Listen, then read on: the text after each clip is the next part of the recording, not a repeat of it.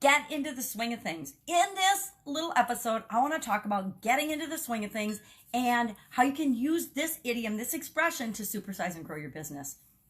Getting into the swing of things. Actually, I didn't realize how long this expression has been around and a part of our culture and our lives. It was actually around since the 1500s. Okay, anything that's been with us as human beings and societies for hundreds of years is bound to impact our thinking, our feeling, our way of being and doing things and acting, right?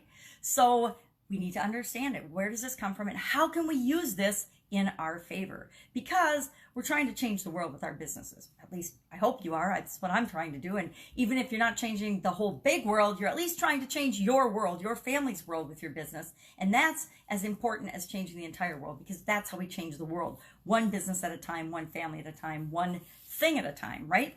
So getting into the swing of things, how can we use this to our benefit? Number one, again, it's been around since the 1500s, started out as in full swing, and it was changed in the 1800s. I don't know who changed it or why, probably because back then science was more prominent and pendulums and things were being discussed, and, you know, a child's swing, kids had swings. So somehow somebody decided that getting into the swing of things meant getting involved, getting acclimated, getting, I like to say, indoctrinated into something. Maybe you're getting indoctrinated into a relationship, a marriage, a family. When we get married, we get indoctrinated into another family, whether we like it or not. When we marry somebody, we don't get just them unless they're an only child and all of their family is dead, or they're an orphan and all their family has no longer been around. We get a whole new culture, a whole new world that we need automatically become a part of. And we can get into the swing of it by participating and being involved in it. Or we can choose to not get into the swing of it. We can choose to not participate. I'm going to tell you right now, I've decided that there's certain things and certain drama that I just don't participate in anymore. And that's in my own family. So we definitely don't have to pick it up in other families. But this is true of every environmental change, everything that we get involved in, including our own companies, our own businesses. Now, the cool thing about having your own company and your own business is you set the tone, you set the culture, you decide what the environment's going to be like. And if you don't like it, you're the one that's going to have to change it. It's going to have to be a top-down thing. I've been in corporate America and in businesses long enough to understand that in 99% of the cases, change, real cultural change, real change in a business, in an environment, a work environment, comes from the top. It doesn't come from the bottom up, it comes from the top down. And we can argue with that all we want, but the truth is those at the top have the power to make change, and hopefully they're making change for the good of everyone else in the organization. Not always so, we know that as well. But getting into the swing of things is important, that you set up systems and ways of doing things in your company that do create and breed the culture that you want. Have a vision, share that vision. Have processes and procedures and systems in place that people can use and follow and continuously improve in order to do their job, to participate, to know where they fit in, to help ensure that everyone in your organization is moving in the same direction, that they're all following your vision, the vision that you've set for the organization, the direction you want to go as a company. And you might be your board of directors, but you know what I mean. I mean, you as the CEO, leader, owner of the organization, or the founder of the organization, have a huge impact on that. I've worked in a lot of different environments and different corporate cultures. I've had a lot of times in my corporate career, I was brought in as a change agent. Now, being a woman and a woman manager in my positions in a lot of the organizations I worked for automatically made me a change agent. Sometimes it was good. Sometimes it was really painful, because a couple of the organizations I worked for, it was really painful. One had absolutely no value for diversity, not just women, men diversity, but diversity of any kind.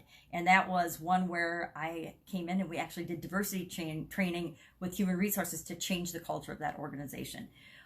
Other were work practice and work habits that had deteriorated or changed over time as the industry had changed. I worked in a manufacturing company where right out of college, my first job was to manage teams in one of the best manufacturing companies in the world. And they had fallen into a pattern of what they called half on, half off. Was they would work 30 minutes on the floor, the manufacturing floor, and then they would work 30 minutes off, because the team sizes had remained the same, or the departments that we ran, sizes had remained the same, and we ended up going to a team-based system and culture where people were paid based on the skills they had in that culture. And that was our way of breaking that half on, half off mentality that had grown over 25 years. So getting into the swing of things and getting indoctrinated into the culture, it can happen really, really fast. And it's awesome if it happens, and all of the majority of the rituals and the norms that are in your organization are positive and building your business. But there are things that develop over time, even in fantastic manufacturing businesses and organizations, that aren't for the good of the people or the company. It is not good for anyone to go on a half on, half off cycle of work, because I can't even go into all the psychology and the physical things around that, but it isn't. And as automation and things came into that organization, some things stayed the same that should have changed as different changes came into the organization, but they never did. So make sure that the routines and the rituals and the environment and the norms of your organization are what you want for your business. Make sure that you're creating the culture that you want for your business. And if you don't know how to do that, get help with that. Bring in people that will help you do that. I purposely manicured and created a culture in my Italian food manufacturing business based on the experience I had had working for other businesses. There were things that we did that became, automatic as technology changed. Cell phones came into play. Cell phones were not allowed ever on the manufacturing floor. You couldn't have your cell phone.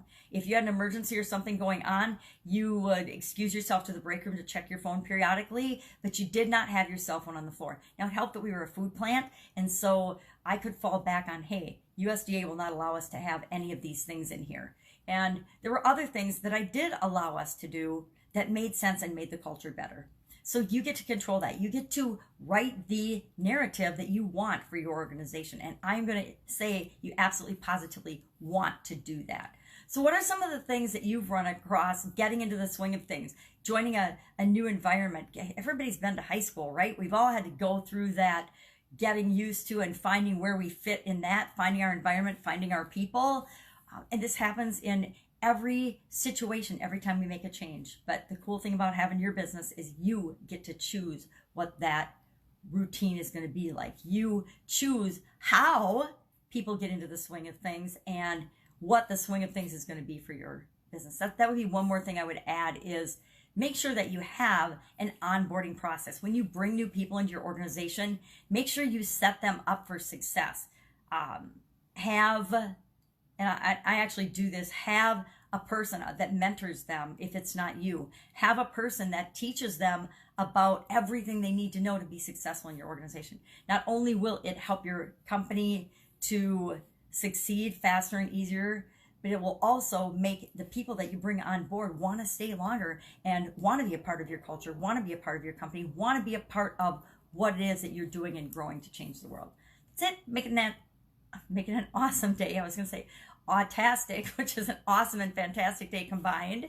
And I'll, of course, be with you tomorrow with another interesting perspective or way of looking at things that you can do in your business based on expressions and idioms and sayings that we all experience on a regular basis. Because if it's something that we experience, if it's something that's in our environment and in our culture, it's definitely impacting our businesses and the way we think and feel. And we want to be able to positively have an impact on that, not just go with the flow of what's going on in the world.